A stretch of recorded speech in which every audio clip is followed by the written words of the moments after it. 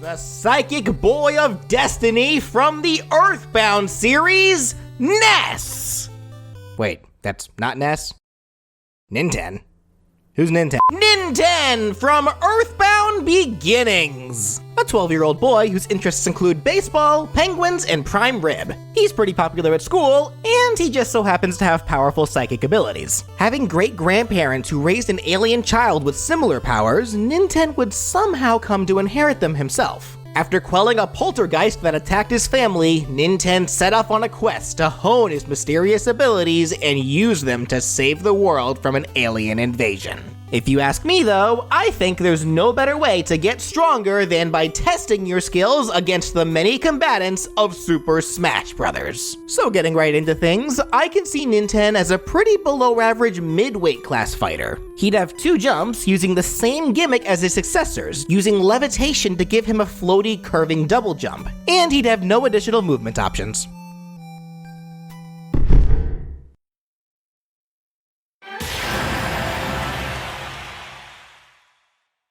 I'm kidding. Despite looking similar to Ness, I'd like to put some amount of effort into his moveset. There are going to be similarities, but Ninten will be doing them his own way. I was stumped for a bit on how Ninten would fight, since we only have one game to work with, and it's an NES title at that. Not like we really see Ness or Lucas use a whole lot of combat in their games, their movesets were thematically innovated, so it looks like I'll have to do the same thing for young Ninten here. Ness is mainly a balanced fighter, using his fair share of punches, kicks, and PSI magic. Lucas is predominantly a kicker with PSI sprinkled in, more likely than not referencing how his companion Duster fights. Heck, he even borrowed Duster's rope snake. But one thing's for certain, aside from their smash attacks, both Ness and Lucas use close quarters combat for the most part, very rarely relying on their weapons, or toys, when fighting, which always baffled me, honestly. The Earthbound characters, with a few exceptions, always used some kind of weapon when they fight, so I find it to be an interesting decision to only relegate those weapons to smash attacks. As such, I've decided that for Ninten, instead of a close quarters character, he should use a weapon, and what better tool to give him than one that stems from his favorite sport, a baseball bat. For this moveset, I'm making Ninten a more defensive, disjointed fighter, using bat attacks with PSI mixed in here and there. Despite that, I do think Ninten should be a lot simpler design-wise compared to Ness and Lucas, thematically matching the fact that Ninten's game is a lot more simple in design compared to his more fleshed-out sequels. And what better example to give for this than his jab? He can have a simple 3-hit jab that starts with Ninten swinging his bat forward to the left, then he swings it back to the right for the second hit, then ends the combo by taking his bat and swinging it from high to low to hit the ground, causing a PSI spark to burst from the tip once it does so to launch foes away. The dash attack can have Ninten slide on his belly forward like how a baseball player would slide towards a base, except Ninten does so with his bat held forward. Since Ninten gets low to the ground for this move, he can potentially dodge higher attacks with it, and foes in the way will be popped into the air. The side tilt can have Ninten use psychokinesis on his bat to make it spin a few times in front of himself, turning this into a kind of weak but well-disjointed move to knock foes away. The up tilt can make Ninten thrust his bat upward with psychokinesis, causing the bat to release a burst of PSI energy at the peak of its height. This would be a fantastic anti-air option, since it covers Ninten's entire head, and the disjoint would make it hard for most opponents to beat out. The down tilt can simply have Ninten poke his bat forward while low to the ground. Doing so causes a PSI burst to be emitted from the tip of the bat at the peak of the thrust. So this down tilt isn't nearly as spammable as we're used to seeing from the PSI boys, but it hits a lot harder and is much better for poke pressure. For Ninten's side smash though, he wouldn't be a mother protagonist if he didn't do a baseball swing that could reflect projectiles. Though in this case, he won't be using his normal bat. He'll pull out the much more powerful Hank's bat. Aside from that though, it's pretty much identical to Ness and Lucas's side smashes. And also just like Ness, Ninten will be using a completely different toy for his up smash, though he won't be using a yo-yo. He never got one of those in his game. Ninten instead will be using a slingshot. This simply has Ninten fire a rock projectile into the air, Animal Crossing style. He shoots it at a slightly forward angle, so this is an up smash that will require some pretty pinpoint accuracy to land, but if you can, it will be well worth it. Then for Ninten's down smash, I call it PK Grand Slam. This has Ninten smash his bat into the ground as hard as he can, causing PSI energy to explode outward, hitting on both sides of Ninten. Whether you get hit by the magic or the bat itself, it'll hurt, and you probably will get sent out of the park. For Ninten's aerials, his neutral air can have him use another kind of toy, one that was exclusive to Earthbound Beginnings, the boomerang. Ninten simply throws it to have it spin around himself a few times before catching it at the end of the attack, making the boomerang hit horizontally around Ninten to knock opponents away on contact. The forward air can simply have Ninten do a front flip to swing his bat forward from high to low, and despite what it looks like, this attack cannot spike. The back air simply has Ninten spin around to swing his bat behind himself, causing a PSI burst at the peak of the swing to deal extra damage to opponents. The up air has Ninten use psychokinesis once again to spin his bat over his head like a helicopter blade. Despite it spinning multiple times, this move will launch foes away on contact. And the down air can have Ninten imbue his bat with PSI energy and do a powerful swing with it straight downward. A move that can spike if he hits that ball perfectly.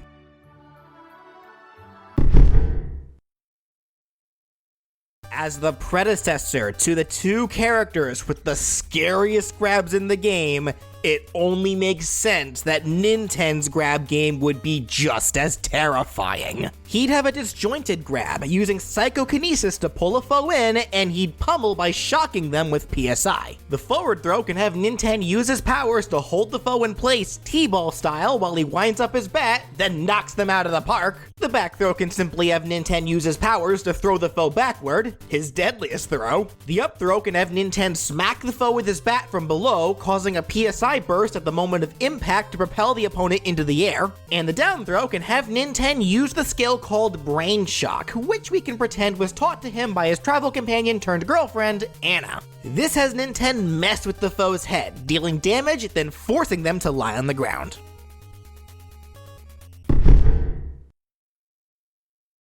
For Ninten's special attacks, I am going to have to give him the same treatment that was done for Ness and Lucas, using skills that normally were only usable by other party members. This is mainly due in part to the fact that all three boys were kinda lacking in the offensive spell variety. Despite being the main characters, they actually filled the support role, using more healing and buffing based PSI. That said, it won't be that bad here. Whereas Ness had 3 special moves that aren't his, and Lucas had 4, Ninten will only have 2, which will be for his neutral special and side special. His neutral special can have him use PK Freeze, though unlike Lucas's, this will be a much more simple and easier to use version of it. Unlike Lucas's version, as well as Ness's PK Flash, Ninten's PK Freeze will remain in one spot, directly in front of Ninten. He can't move while using PK Freeze, and it'll always remain in front of him no matter what, even while falling in the air. Tapping the button has Ninten release a cold energy burst right in front of himself, dealing damage to anyone hit by it and potentially freezing opponents as well, with the chance to do so increasing the higher said foe's damages. If you hold the button down, this has Ninten charge it, and will only release the blast once the button is let go, though it will be released automatically once it reaches max charge. Standard for charge moves, the longer you hold it, the more powerful it becomes, increasing the radius, damage output, and launch power of the spell, as well as the likelihood of freezing opponents. It should be noted as well that the tap version of the spell will only ever cause flinching damage.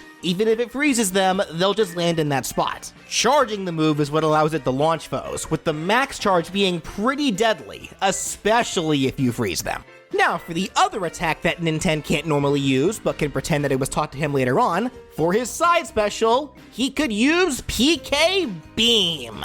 In terms of simple specials, this is about as simple can get. Ninten fires a powerful non-elemental attack that's fired forward to deal some deceptively strong damage, launching foes away on contact. It can be slightly angled, and it does count as a projectile. And that's it.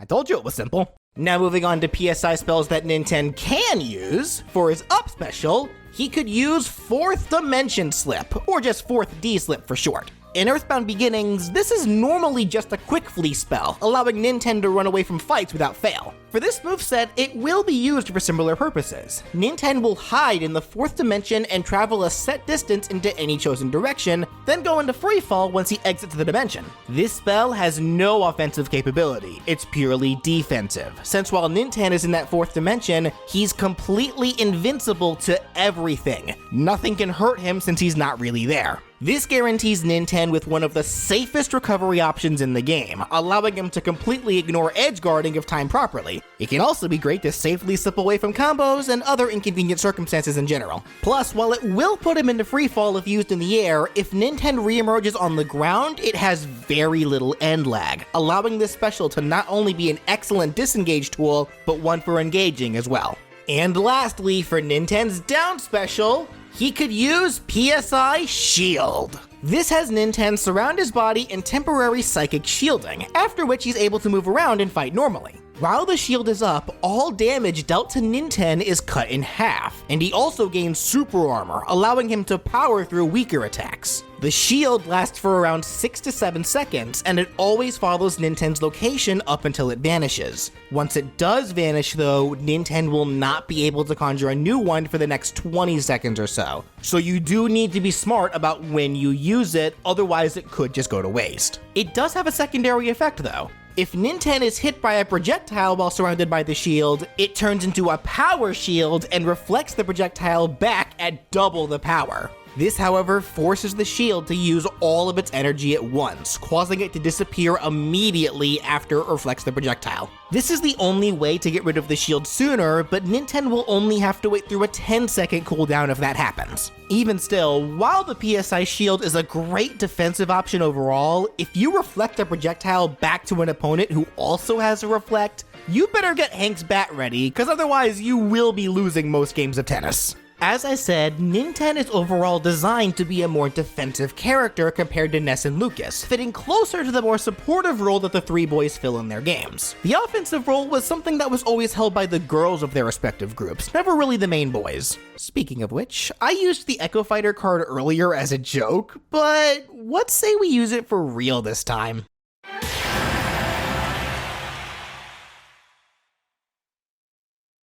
The daughter of a pasture hailing from the town of Snowman, Anna! After returning her missing hat to her, Anna joins Ninten on his journey in hopes that she may find her missing abducted mother. I figured since I was already letting Ninten use some of her powers, why not return the favor and let her use some of his, turning this young couple into echoes of one another. Anna, as Ninten's Echo, will have quite a few differing properties. Her physical-based attacks are much weaker, and they come out slightly slower. However, thanks to those beefed up Wisdom and Force stats, her PSI-based skills will hit way harder and will also be slightly faster. The other major difference is her weapon of choice. She doesn't use baseball bats, that's exclusive to Ninten.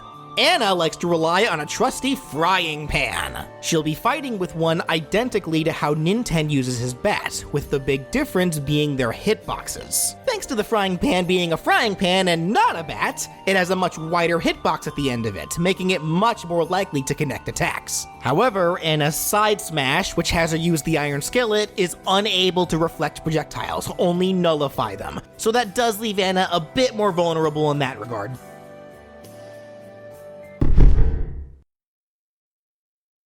For Ninten's final smash, he could summon his guardian robot created by his great-grandpa George, Eve.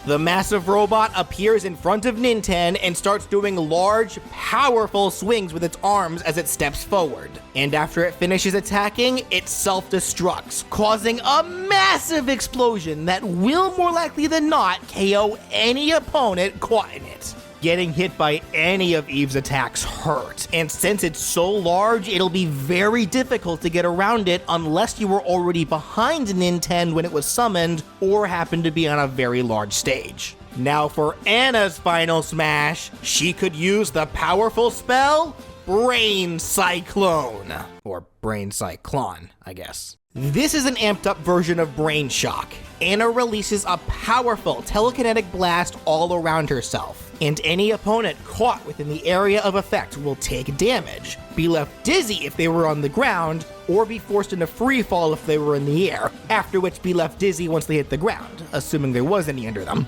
This, of course, leaves all affected opponents vulnerable and at Anna's mercy. And while I hear she's a sweet girl, don't expect her to hold back.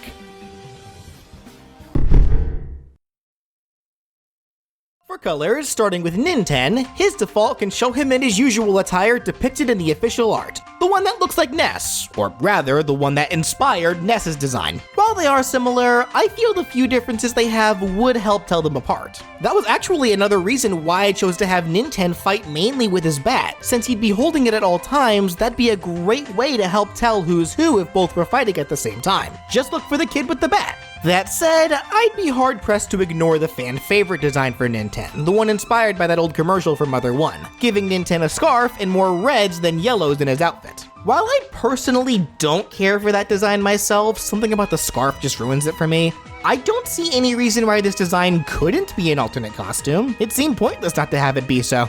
In which case, getting into other colors, here we can give Ninten a white color scheme and a sprite of his dog Mick on the front, making this color obviously reference Mick, though it could also reference the Starman and even the alien Gygas himself. The first alt for the scarfed attire can be a pink color scheme, in reference to the world of Magicant, as well as its ruler, Ninten's great-grandmother, Maria. It could also reference the Junior Starman. Next can be a gray hat with a red shirt that has a sprite of his nerdy companion Lloyd on the front, in obvious reference to Lloyd. Then here we have a brown color scheme, which could potentially reference the Magicant dragon that held one of the secret melodies. Then here's an all-blue attire with a sprite of Ninten's temporary companion Teddy on his shirt. This references the BB Gang, the group that was led by Teddy. Then for the final alt, it can give Ninten a green attire. This is mostly here to help diversify the color spectrum of the alts, but you could argue that it could reference the various green enemies in the game. Now for Anna's colors, her default shows her in her usual pink dress with her pink hat. I know all of the official art shows her without her hat, but that never really made sense to me, since in Earthbound Beginnings, you can only recruit her by returning Anna's hat to her, and once you do, she puts it on and never takes it off for the rest of the game. So for this moveset, she'll just have her hat on. I suppose there could be an option to remove it, but I really don't see too much point in that myself.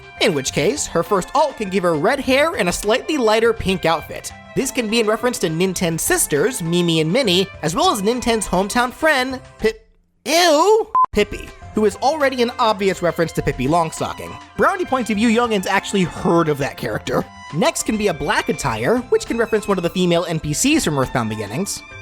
Then here's an all-white outfit, referencing Anna's hometown of Snowman. Now here's a green color to match rural areas like Podunk, Marysville, and so on.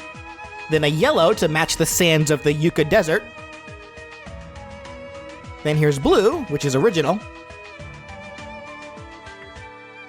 And a red, which is also original. For both Ninten and Anna's stage intros, they appear the same way Ness does, using PSI Teleport. For taunts, starting with Ninten, his first can have him pull out a spoon and bend it using his powers, referencing how his family apparently first discovered that he was a psychic. His second can have him use the swear words item, having him shout, "I hate you!"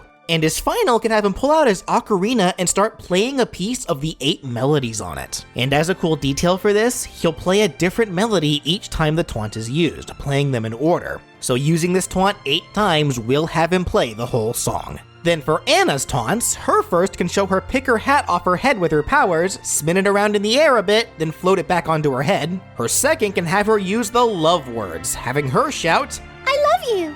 And her final can also involve the 8 melodies, except instead of playing them on an ocarina, she sings them, singing a piece of the song each time the taunt is used, just like the kids do to defeat Gygas at the end of Earthbound Beginnings. So I can imagine if you have both Ninten and Anna playing their melodic taunts together in sync, it could make for an adorable little duet. But finally, for their victory animations, Ninten's first can show him swing his bat for a home run, but he swings it so hard that it flies out of his hand. So in a panic, he uses his powers to pull it back, then plays it off cool by posing with the bat resting on his shoulders. His second can show him spinning in the air, then lands by propping himself up on his bat to pose. And for his final, he could recreate his dance with Anna, showing the two dancing together just like when she first confessed her feelings to him. This victory animation will always play if the two win a team match together, but never if Ninten wins singles or free-for-alls against Anna. Speaking of which, for Anna's first victory animation, she could be shown elegantly spinning in the air, then lands with a curtsy. Her second can have Anna holding her frying pan forward while it emits flames and energy. It then bursts to create a pretty looking effect, which Anna just watches in awe. And for her final, just like before, she could dance with Ninten, only showing different camera angles that better put her in the spotlight.